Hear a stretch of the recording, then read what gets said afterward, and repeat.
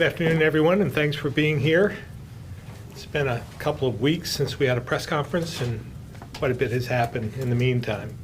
So before we focus on the topic at hand, I thought I'd reflect a bit on last week's elections. First of all, I want to thank Vermonters for again putting their trust in me. And I also want to thank Esther for running.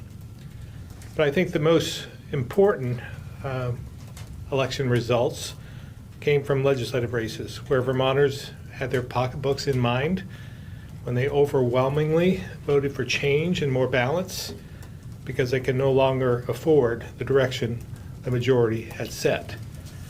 They want lawmakers to focus on the needs of all working families because so many are struggling to get by and are worried about their financial future.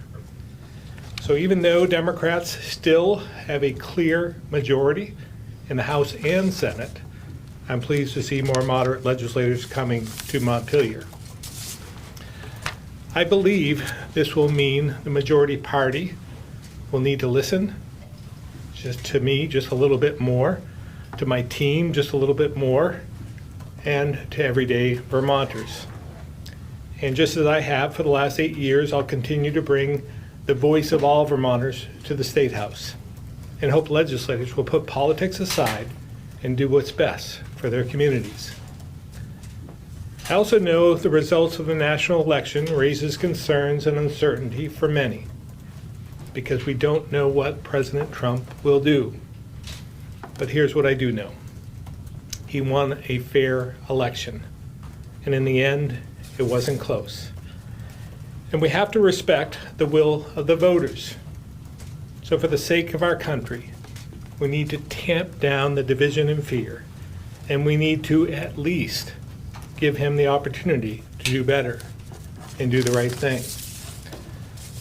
And like I did in my first term, I won't hesitate to protect Vermonters and our rights if that becomes necessary. But if those of us who didn't vote for him immediately go into attack mode, that's only going to further divide us. And we desperately need to heal our fractured country. We need to set the example, come together, and listen to one another. Now to the topic at hand.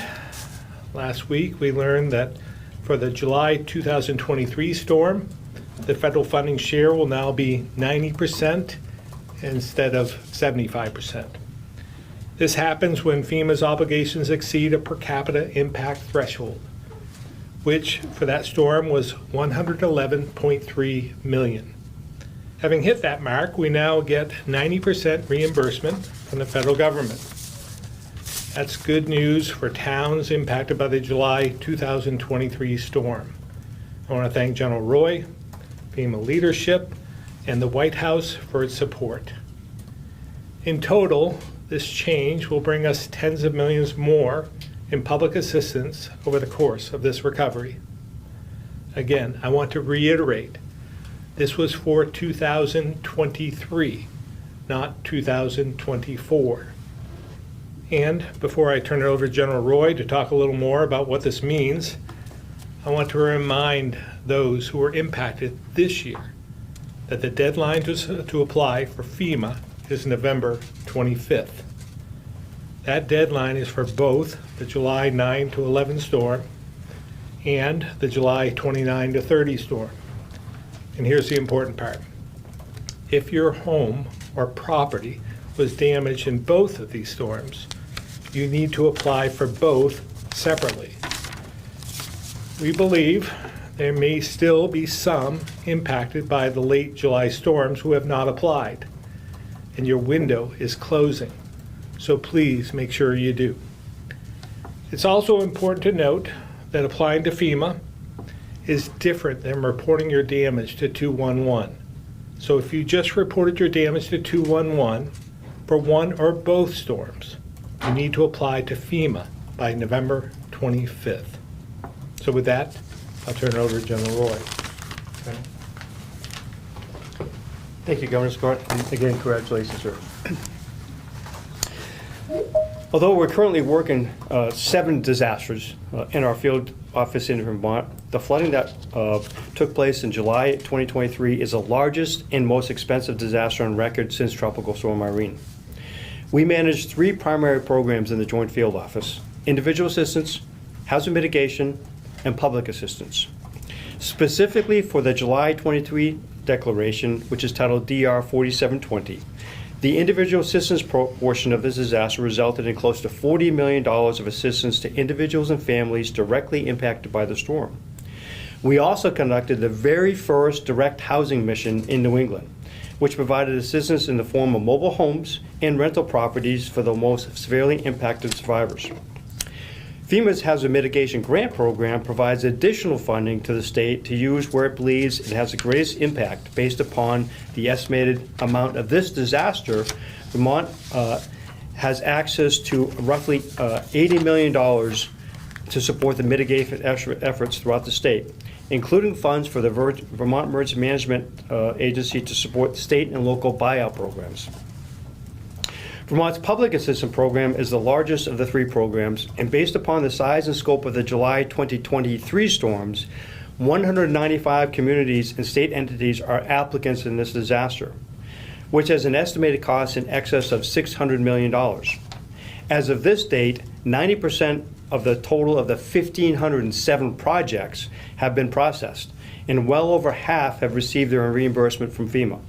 The majority of the rest are almost complete, and we expect all of the communities to close out their projects just after the new year.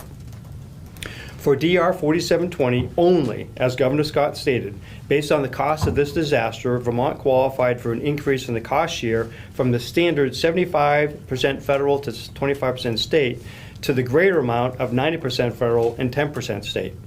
These changes will take place automatically. For those funds already dispersed, FEMA will provide additional 15% to the state to provide to the communities.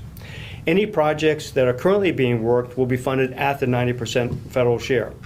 Again, this is only for the impacts from the summer 2023 storm, DR 4720. As I noted earlier, Vermont currently has 7 major disaster declarations we're supporting in our Joint Field Office. I'd like to do a short recap on the other 6 major disaster declarations we're working. DR 4744 was declared for public assistance in Addison County on October 4th of last year. There are 11 applicants for that disaster, which is estimated to cost about $5 million for the storm that occurred on August 23rd of 2023. Of the 11 applicants, all but 2 have received their full grant funding. For DR 4762, it was declared for public assistance in March of this year for the impacts which occurred on last December. There are 28 applicants for this disaster. Of those, 18 are 100% completed in the grant funding, and the rest will be completed by mid-December. The cost estimate for this disaster is around $8 million. For DR 4770, it was declared for public assistance in April of this year, and that's due to the impacts from the January of 2024 storm. And there are 9 applicants, of which only 2 have remaining work. All the rest have been fully funded. The disaster estimate for this is approximately $3 million. DR 4810 was declared this past August for the July 9-10 storm for both public assistance and individual assistance. There are 96 applicants for public assistance for this disaster, many of whom were in the July 2023 storm. We're in the process of meeting with those applicants to go over their impacts for public assistance. The deadline for individual assistance for that disaster for individuals and families is coming on the 25th of November. For those who have applied, our specialists continue to reach out to them, following up with them to make sure all their eligible needs are met. As a result of that outreach, an additional $1.3 million has been provided to applicants, contributing to the $8.3 million so far. DR 4816 was declared in September for public assistance for the storms from the June storm for one county, Lamoille. There are 3 applicants for that disaster, and the cost estimate is approximately $2 million. And the last disaster is DR 4826, which was declared in September as a result of the damage from the late July storm in the Northeast Kingdom. Both individual and public assistance have been authorized. So far, over $1.2 million has been approved for individual assistance, and the deadline for applying for that declaration is also November 25th. Disaster recovery centers are currently open to support anyone who was impacted by both July storms this past summer. If you'd like to apply for assistance in person or have questions about your application, please visit one of our disaster recovery centers. We currently have 2 open, both will close permanently on Saturday, November 23rd. There's one in Linden at 316 Main Street, and the other is in Heinsberg at 10632 Route 116. And their hours of operation are 9 a.m. to 6 p.m. daily, Monday through Saturday. If you have not yet applied, you can do so through online disasterassistance.gov, download the FEMA mobile app, call FEMA's helpline at 1-800-621-3362, or visit one of our DRCs. Thank you for the opportunity to brief you on FEMA's operations in Vermont. I'll be followed by Commissioner Fitzgerald. Ma'am? Thank you, General. Hello, everybody. My name is Danielle Fitzko. I'm the Commissioner of the Department of Forest, Parks, and Recreation, and I'm going to give you an update on Vermont's wildland fire situation. Wildland fire danger rating remains high in parts of Vermont. That rating is an indication of how likely wildfires will ignite, spread, and become challenging to control. Our rating system goes from low to extreme, and when we have a high level, it means conditions are favorable for fires, increased caution is needed, and preparedness levels are elevated. Due to the current conditions, there is a debris burning ban in effect for 4 Vermont counties in the south: Bennington, Rutland, Windham, and Windsor. That means no open burning permits will be issued by your local forest fire warden. Regardless of your location in Vermont, we discourage any open outdoor debris burning at this time until there is snow on the ground or significant rainfall. I'm going to give you a little bit of an overview of what's going on with the weather that's contributing to this situation. Approximately 2/3 of Vermont is in a drought classification. While northern areas were excessively wet this past summer, southern areas missed most of the precipitation. These drought conditions, combined with above average temperatures, has led to very dry fuels. This includes an abundance of dead leaves and grass, as well as heavier forest fuels, such as dead trees and limbs, that are normally wet this time of year. Once fire spreads to these heavier fuels, they are far more difficult to extinguish. It's important to note that conditions change daily with winds and precipitation. However, wildfire risk will remain above average until we get significant rain or snow. Southern areas of Vermont will need at least 3 to 4 inches of liquid precipitation to increase moisture in the soil and larger fuels. Weather conditions determine how dry fuels are and how quickly fire spreads, and seasons vary from year to year and from place to place. While Vermont has seen similar conditions in the past, climate change may be contributing to the frequency of these events. We want to make sure Vermonters are fire aware, following any burn bans and being very careful with any open flames or heat sources. This includes disposal of wood stove ash. Several recent fires have been caused by improper disposal of ashes. It should be noted that most wildland fires in Vermont are human-caused. Please be fire aware during this heightened risk. And note that local conditions vary. Always contact your town forest fire warden to obtain a permit to burn debris. Even in northern areas where Vermont does not have a burn ban, many local fire wardens have local burn bans in place. The Department of Forest, Parks, and Recreation's Wildland Fire Team and local fire departments across the state are monitoring weather and fire risk and will do our best to respond to any fire starts. Recent rapid responses for fires in Brattleboro, Barnard, Ludlow, Huntington, Essex, and many more over the past few weeks have limited the spread of these fires and kept damage to a minimum. Other states in the region are dealing with similar issues. noting many fires in New York, Massachusetts, Connecticut, New Jersey, and Pennsylvania. The fires in these states brought some noticeable smoke to our area over the weekend. Vermont is also part of the Northeast Forest Fire Compact and has agreements in place to request assistance when needed. We recently had a call-in assistance for a 58-acre fire in Barnard, and we received assistance from the Green Mountain National Forest and the state of New Hampshire. To learn more about wildland fire risk for your town, visit the department's website to see current conditions at fpr.vermont.gov/wildfire/situations. As always, thanks to the first responders and teams for responding to these fires. I guess I'll pass it back. Thank you, Danny. Maybe we could, it's not lost on me that we're talking about floods and drought in the same press conference, but it is where we are at this point in time. Maybe we'll start with on topic first and then go on to others so we can excuse some who don't want to be part of this. Will, can you talk about what specifically triggered the change from 75 to 90 for municipalities? Yes, sir. As the governor had mentioned, there's a metric that is used by FEMA. I think it's $173 per dollar. It's $1.73 per person, which for Vermont equated to $111,321,251 for total cost of federal expenditures. So, so the 75% got it to that amount, and then it kicked in the process for the 90-10 cost share. And it's a way of helping states and territories and tribes who are overwhelmed by a very large disaster. So clearly the smaller ones, $8, $10, $20 million, the state is able to recover from.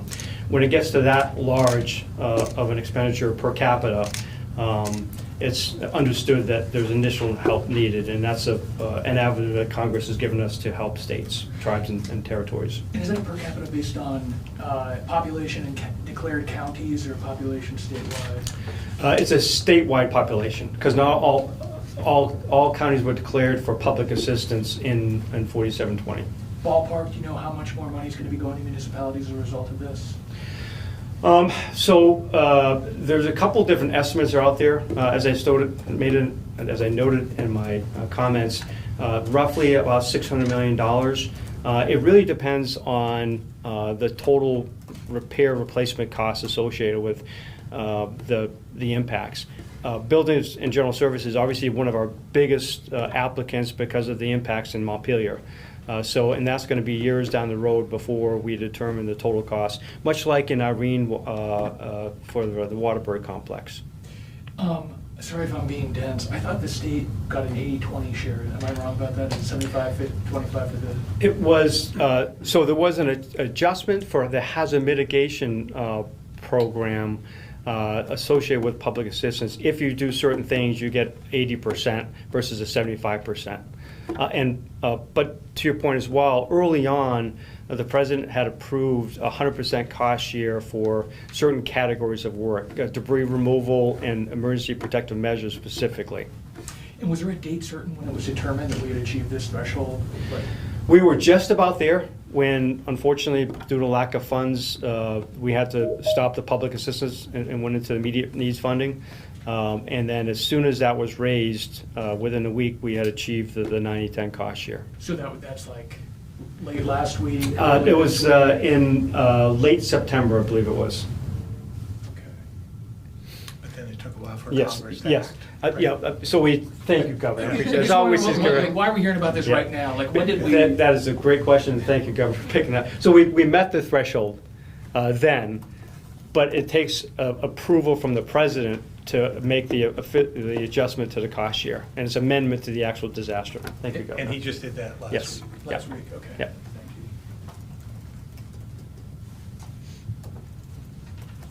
Thank you. Thank you. Sorry. Thank you, Governor.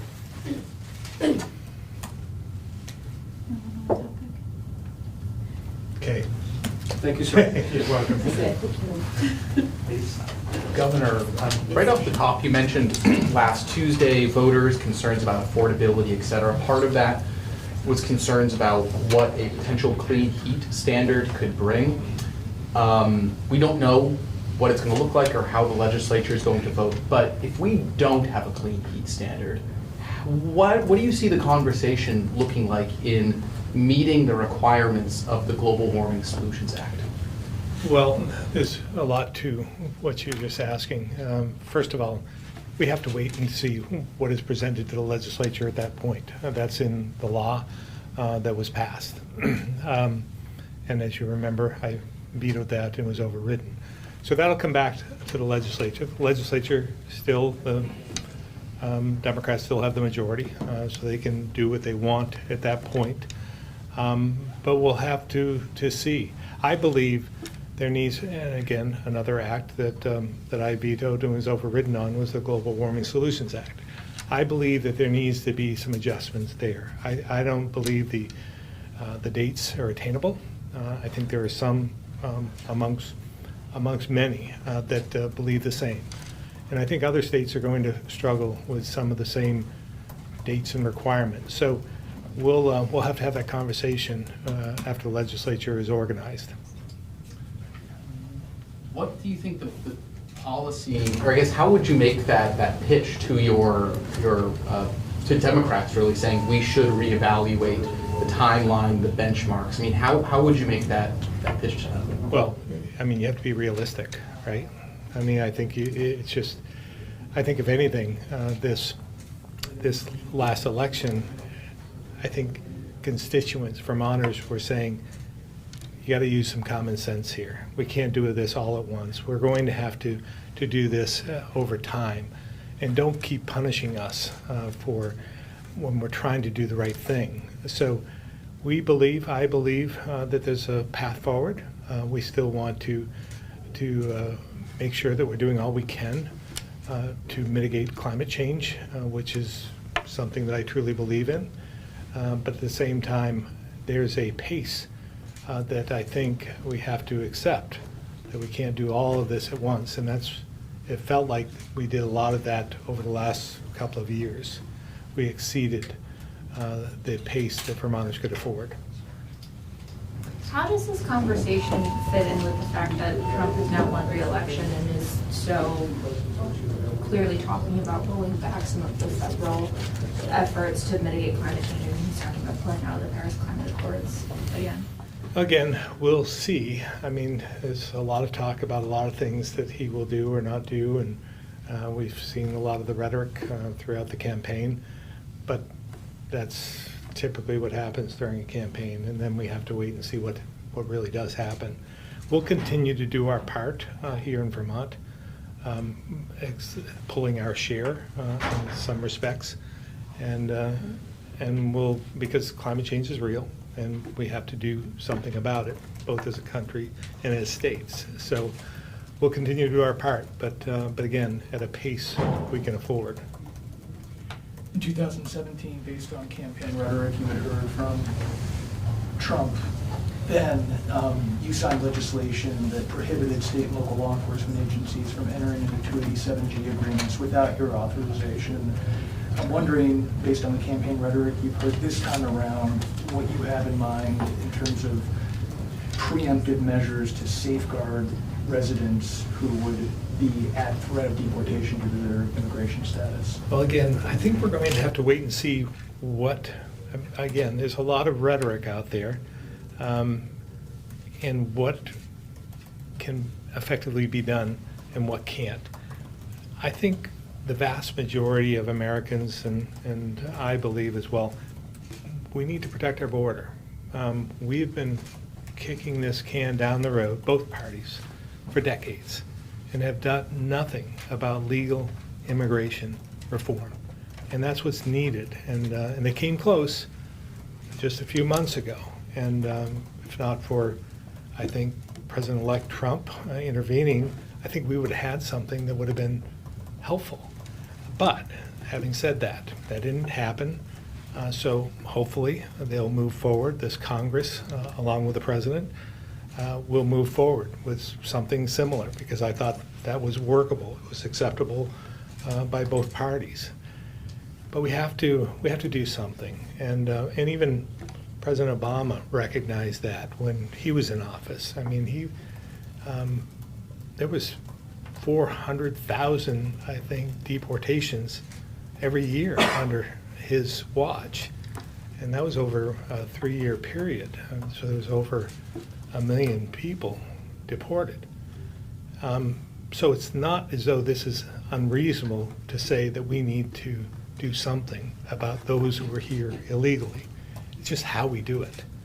And again, at who is it? And is there a path forward for them to be here? And I think that that's something the Congress has to act on almost immediately, in tandem with what the President does or doesn't do. I mean, the president's talked about deporting all 17 million people who are in the country right now. I think that's just unrealistic. I just don't see how that could happen. Well, if you're a migrant farm worker in Enosburg, it feels pretty real. Yeah. And so there are representatives of those communities that want to know, what are our state leaders, including the governor, going to do to keep us safe from that outcome? Well, again, we proved before that we would take whatever action we needed to protect Vermonters and some of those folks who are here that we need to have as part of our communities. But we didn't react until I came into office. It was into January. We knew more about what the plan was at that point in time by the president.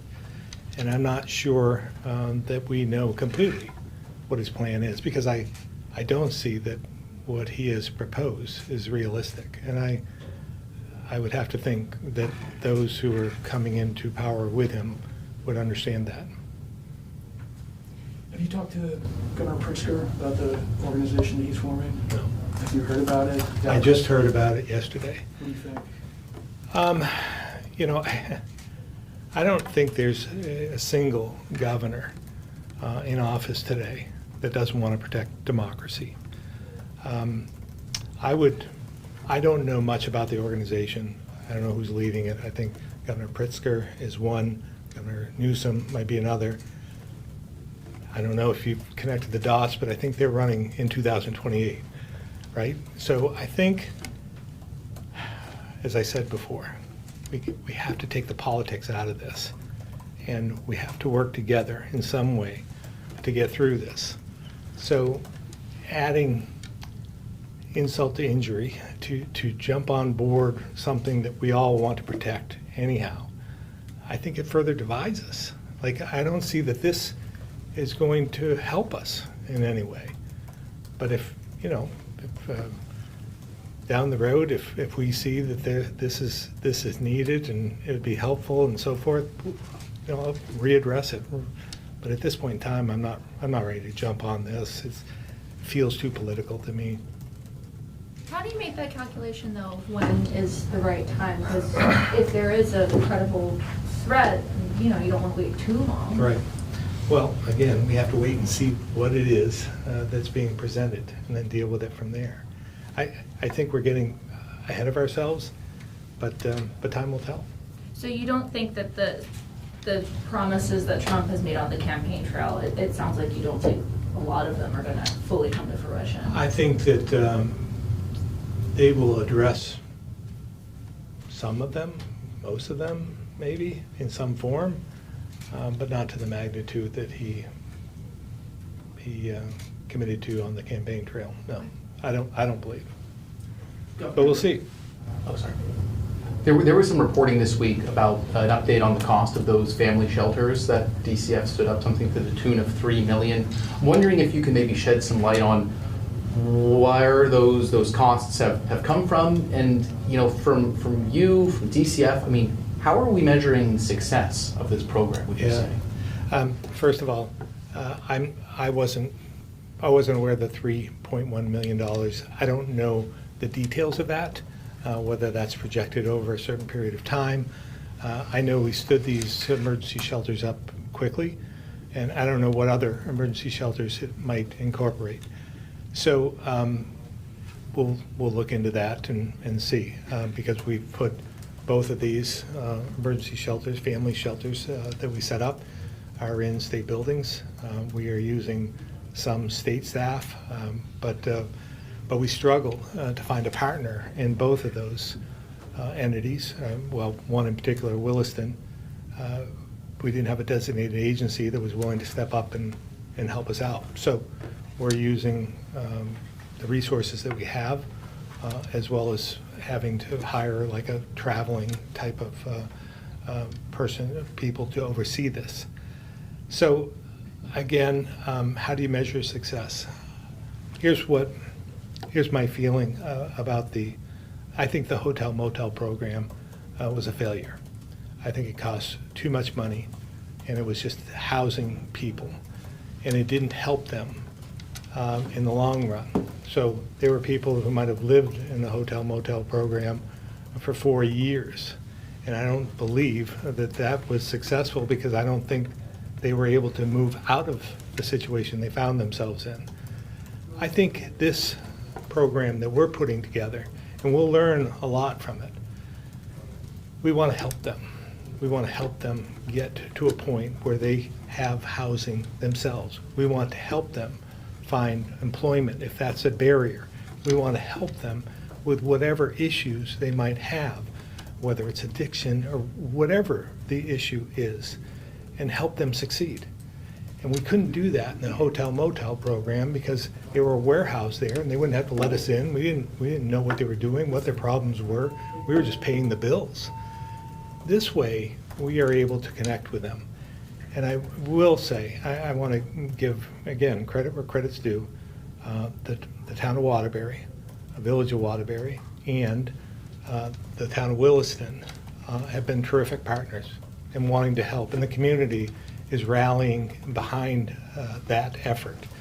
And I think that says a lot about Vermont and the way we can do things, because if we're all willing to come together as a community to help those who need our help, that's what makes it, that's a responsible thing to do. And I think that in the long run, this will be a success as a result. So maybe, depending on what we see, if I'm hearing you correctly, depending on what we see here, you may be more comfortable or more willing to put in state dollars, either in the budget or budget adjustment, something going forward, if you see this program or this model that the state is developing here pay off. Well, again, I just want to remind everyone, I didn't think the hotel motel program was effective. It wasn't cost effective.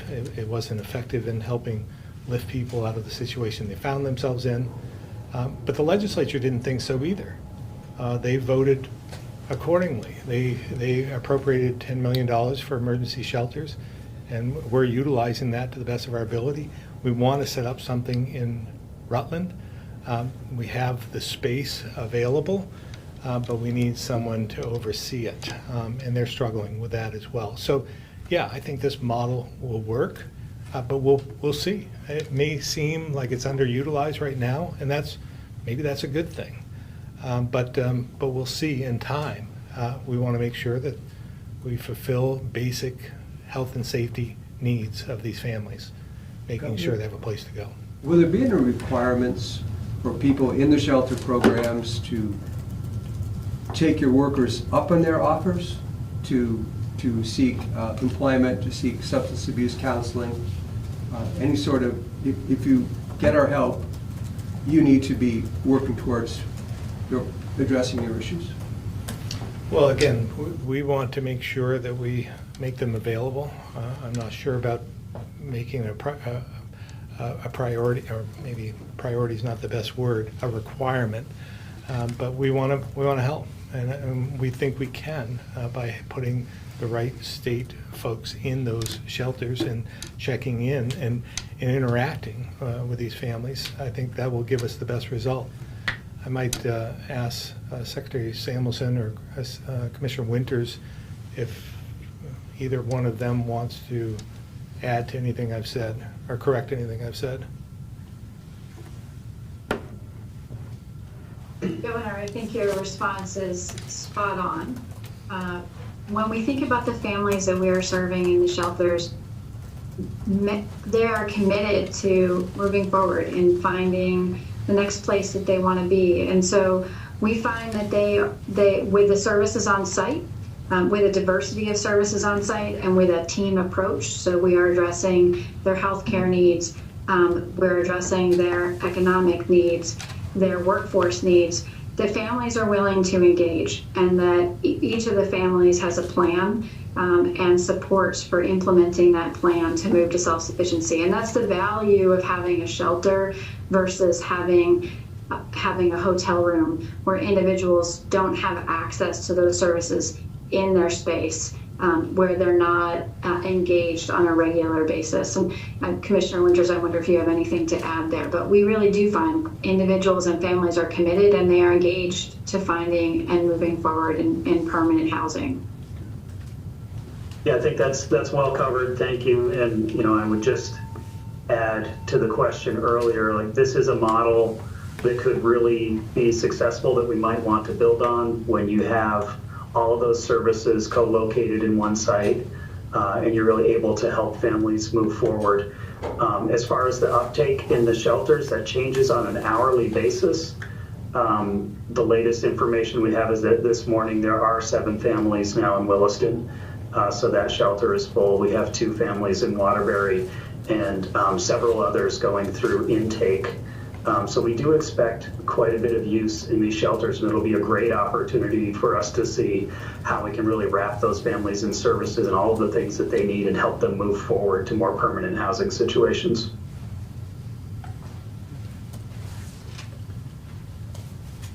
Sorry to go back to the national stage, but I'm wondering how concerned you are about comments you've made about the president-elect affecting the incoming administration's posture as it relates to Vermont, and how you go about forging relationships with key members of that administration in the coming months. First of all, I'll probably know some of those cabinet members in my interactions with other governors. I believe that there'll be some governors who will be members of his cabinet eventually, and I have good relationships with them. I'm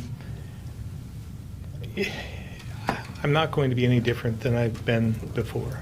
When I call them like I see them, and I did that in the first 4 years of the Trump administration, and I'll continue to do that because I think it's important that we have that. I'll do it in a respectful, civil way. I respect the office of the president. I want to make that clear, regardless of who's there, because it's part of who we are, and we have to move on. So we were able to work with the administration, his administration previously. There were some good things that he did that we supported and we advocated for, and they helped us in ways as well. So we'll see what happens. I'm hoping that he will spend more time trying to bring the country together and trying to improve on some of our shortcomings, and less time on retribution, because that is just a waste of time. You now have an effective veto over any future yield bill. So what level of property tax increase would you accept? Do you have a number in mind, or what are you thinking about that? Well, again, I will be putting out the December 1st letter fairly soon. I'm not sure what that's going to say, but because we weren't able to come to agreement in the last session, I expect that there'll be another increase in the December 1st letter. Having said that, I do think that we need a bridge to get us to where we need to go, but it has to come coupled with structural changes, some of the things that we've talked about in the past and some new ones. We're going to learn a lot from the commission that they put forth. And as well, Interim Secretary Saunders has been on a listening and learning tour, and we've gleaned a lot from that. We've had superintendents writing to us and with very, very thoughtful suggestions about what we could do to provide education in a much more efficient way, an effective way, cost-effective way. So we'll take all of that together, and we'll be putting that policy forward and presenting it to the legislature in January. So I know we may have to buy down rates. We may have to do something in that respect. But I know Vermonters can't afford any more than they've already endured. What would buy-down rates look like? We'll see when we present our budget. That'll become more clear. But again, we want to protect Vermonters, and we've heard them loud and clear. And I hope the legislature has as well. I have to just jump to the phones, unless there was something specific follow-up to that. No. Okay, we'll come back. Tim McQuiston, Vermont Business Magazine. Hi, Governor. Speaking of Secretary Saunders, are you going to nominate her again? Yes. Go through that process? Yeah, I commented on that, I think, a week or two ago. Yes. Okay. And if it doesn't work, would you go through the process of naming her interim? Oh, I'm going to be more confident in that. I'm hoping that we can get her. I think she's proven herself time and time again. I think, again, as I answered in one of the debates, if anyone spends 15 minutes with her, they'll know she's the right person at this time to help lead us through this extraordinary uphill battle that we'll have in terms of trying to right-size our education system. Just a comment, Governor. I was driving down I-93 in Massachusetts a couple of weeks ago, and someone had tossed a cigarette butt into the median, and it caused a brush fire, and which wasn't a big deal as far as fires are concerned, but the traffic backup on both sides of the road, because they had to bring that apparatus from both sides. So even a little thing like that caused a pretty significant problem. You know, and that's all I got. Okay. Well, again, the brush fires that we're seeing.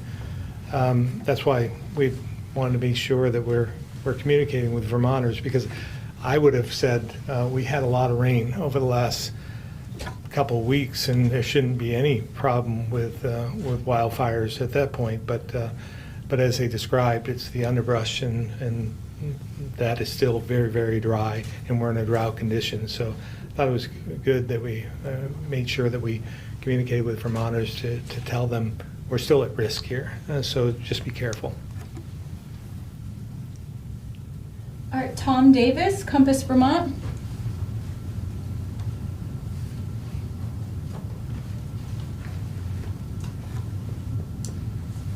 And just double checking. Sorry. Oh, sorry, go ahead, Tom. No questions today, thank you. And just double checking if Audra from the Newport Daily Express is on. Okay. All right, that's it. We can go back to the room. Oh, or not. Can I ask your I didn't start Ag this Secretary a question? I'm sorry? Can I ask your Ag Secretary a question? Sure. Hanson, can you hear me? I can. Hey, could you just talk about the role that migrant farm workers play in the state's agriculture sector? Well, thank you. They play a very valuable role. Many have been here for many, many years. They are incredible, supportive of dairy, produce, and other industries in Vermont. And this Vermont is not alone. Across the country, my colleagues in other states rely on the workforce. So it's a situation that, of course, we're watching and evaluating, and if we need to react, we'll react. But I think right now there's a lot of speculation going on, and we just need to maybe take a pause and monitor the situation and be ready if we need to act. Do you have specific contingency plans in place at this stage? I do not. All right. Judge Michael Kanan in St. Jay recently told a New Hampshire resident in his court he was lucky he was being prosecuted in Vermont with our lenient bail laws. will you be recommending any specific bail reform? I'm sure we haven't developed all our policies at this point, but I think you can expect that we'll be back at it in the Judiciary Committees, trying to hold people more accountable and making sure they show up for their arraignments and if they're charged and not the catch and release that we've seen in the past.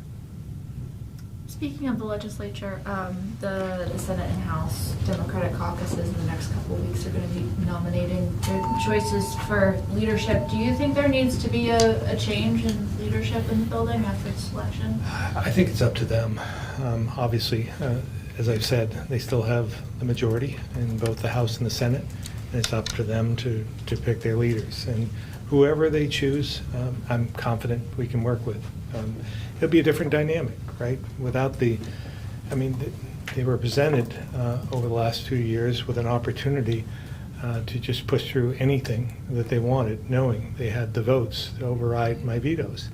And that wasn't the case in the first 6 years. So we were able to keep costs at bay, and we didn't get everything we wanted. They didn't get everything they wanted, but we were at the table able to at least negotiate some of that. So I look forward to getting back to the negotiating table at this point in time. If it was up to you, who would you rather work with as Speaker, Representative Sebelius or Representative Kruinski? I would, somebody from the Republican Party. That's who I'd like to see as Speaker. How about in the Senate? Do you have anyone that you think would be particularly good at the job? Same there, Republican on the Senate side. Okay, but like in this realm of reality. We can work with whoever. It's their choice. I'm not going to get involved in their politics, and I know that they'll, maybe it's already been determined, but we'll work with whoever they choose. This past biennium, both the Speaker and the Pro Tem hailed from Burlington, and then in these down ballot races we saw Democrats lost a lot of rural seats. Do you think Democrats have a problem with rural Vermonters? I think we have obviously been identifying the forgotten rural communities across the state, and there's a rural caucus that I think should voice their concerns of their constituents. I'd like to see more representatives, more senators advocating for their constituents instead of their party. With Representative Lanford being voted out, at least 2 of the 4 money chairs are now going to turn over this year. How do you think the budgeting process is going to look different as a result? Time will tell. I think that was, again, remarkable in some respects when you think about the turnover, just the sheer turnover in both the House and the Senate. I mean, you have, I think there's going to be over 40 new representatives, and in the House, and 9. I don't know if maybe 9 in the Senate. I mean, that's almost 1/3 of the bodies of both the House and the Senate that are going to be new. So the dynamics are going to change with the chair of the Senate Natural Resources. Think about the Senate Natural Resources in particular. Lost 3 members out of 5. That's remarkable. Senate Finance too. Lost a lot. Yeah, they had more members, though. I think there's 7 in Senate Finance, but again, 2 left in Senate Natural Resources. Speaking of new, do you expect any new major appointments in your cabinet administration? We'll see. I mean, yeah, I'm sure that there will be some new appointments, people moving around, so time will tell. Thank you very much. Appreciate it.